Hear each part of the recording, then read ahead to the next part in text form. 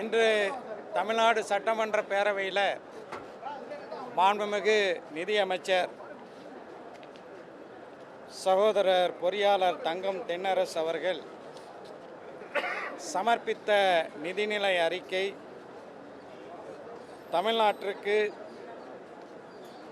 தமிழ்நாட்டில் உள்ள பலதரப்பட்ட மக்களுக்கும் முன்னேற்றத்தை ஏற்படுத்தக்கூடிய வகையில் அமைந்திருக்கின்றது. ஜிஎஸ்டியினால் 20,000 கோடி ரூபாய் இழப்பு, தமிழ்நாடு மின் பகிர்மான நிறுவனத்தின் இழப்புகளை ஒன்றிய அரசு ஈடுகட்டாமல் அதையும் தமிழக அரசே ஈடுகட்ட வேண்டிய சூழல், 2 இயற்கை பேரிடர்கள், இவற்றுக்கு மத்தியில் ஒரு மிக சிறப்பான நிதி மேலாண்மையை மாண்புமிகு தமிழ்நாட்டின் முதலமைச்சர் தலைமையிலான இந்த திராவிட மாடல் அரசு சாதித்திருக்கிறது என்பதற்கு எடுத்துக்காட்டாக இன்றைய நிதிநிலை அறிக்கை அமைந்திருக்கின்றது. சிறுபான்மை மக்களுடைய நீண்டகால கோரிக்கைகள் பலவற்றுக்கு கடந்த சனிக்கிழமை நடைபெற்ற தலைமைச் செயலகத்தில் நடைபெற்ற கூட்டத்தில் மாண்புமிகு முதலமைச்சர் அவர்கள் பல்வேறு அறிவிப்புகளை செய்தார்கள். அந்த அறிவிப்புகளில் புதுமை பெண் திட்டம் அரசு உதவி பெறக்கூடிய பள்ளிக்கூடங்களிலே படிக்கக்கூடிய மாணவிகளுக்கு விரிவுபடுத்தப்படும், அதற்காக 370 கோடி ரூபாய் ஒதுக்கப்படும் என்ற அறிவிப்பை வரவேற்கிறோம். அதேபோன்று காலை உணவு திட்டம், அதுவும் கிராமப்புறங்களில் இருக்கக்கூடிய அரசு உதவி பெறக்கூடிய பள்ளிகளுக்கு நீடிக்கப்படும் என்ற அறிவிப்பையும் வரவேற்கின்றோம்.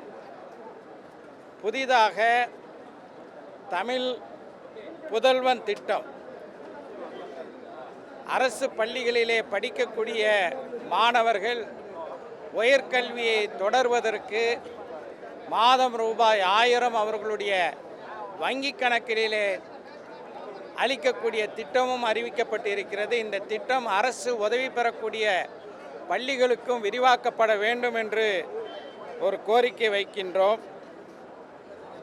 நெய்தல் மீட்பு இயக்கத்தில் நீலக்கொடி அந்த பேட்ச், அது காயல்பட்டினம், கட்டுமாப்படி உள்ளிட்ட கடற்கரை ஊர்களுக்கும் விரிவுபடுத்தப்படும் என்பதும் வரவேற்கத்தக்க திட்டம்.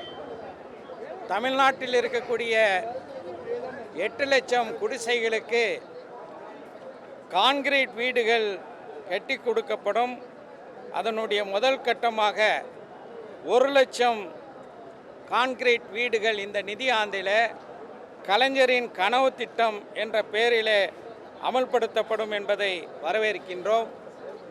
5000 கோடி ரூபாய் செலவில் நீர்நிலைகள் புனரமைக்கப்படும் என்ற திட்டத்தையும், அதேபோல் கிராம சாலைகள் 2000 கிலோமீட்டர் 1000 கோடி ரூபாய் செலவிலே அமைக்கப்படும் என்ற அறிவிப்பையும் வரவேற்கின்றோம்.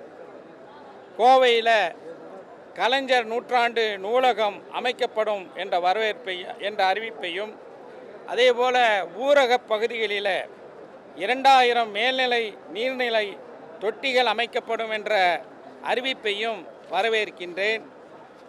குழந்தைகள் தொடர்பாக முதல் முறையாக ஒரு கொள்கை திட்டத்தை அறிவித்தது இந்த அரசு. அதனுடைய நீட்சியாக குழந்தை திறன் வளர்ப்பு மையம் பூஞ்சோலை என்ற பெயரிலே முதலாவதாக கோவையிலே அமைக்கப்படும் என்ற அறிவிப்பையும், ஊரகப் பகுதியிலே இருக்கக்கூடிய இளைஞர்கள் தங்களுடைய விளையாட்டுத்தன்மையை வளர்த்து கொள்வதற்காக அனைத்து ஊராட்சிகளுக்கும் விளையாட்டு உபகரணங்கள் வழங்கப்படும் என்ற அறிவிப்பையும், தமிழ்நாடு ஆர்டிஃபிஷியல் இன்டெலிஜென்ஸ் மிஷன் என்று செயற்கை நுண்ணறிவு திட்டத்திற்கான முன்னெடுப்புகளையும் வரவேற்கின்றேன்.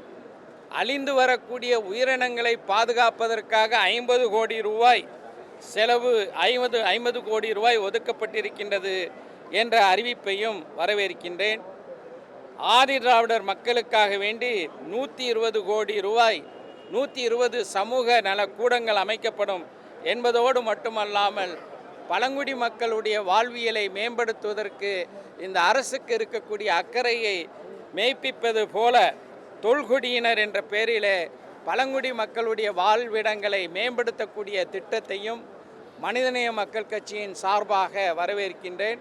ஒட்டுமொத்தமாக சொல்ல வேண்டுமென்றால் விளிம்பு நிலை மக்களை கை உயர்த்தக்கூடிய மிக சிறப்பான அறிவிப்புகளை, மிகப்பெரிய சவால்களை எதிர்கொண்டாலும் கூட அதையெல்லாம் முறியடித்து சிறப்பான ஒரு வரவு செலவு திட்டத்தை இன்று சமர்ப்பித்து இருக்கின்ற தமிழ்நாடு அரசுக்கு முதலமைச்சர் அவர்களுக்கும் நிதியமைச்சர் அவர்களுக்கும் என்னுடைய நெஞ்சார்ந்த வாழ்த்துக்களையும் பாராட்டுகளையும் தெரிவித்துக் கொள்கிறேன்.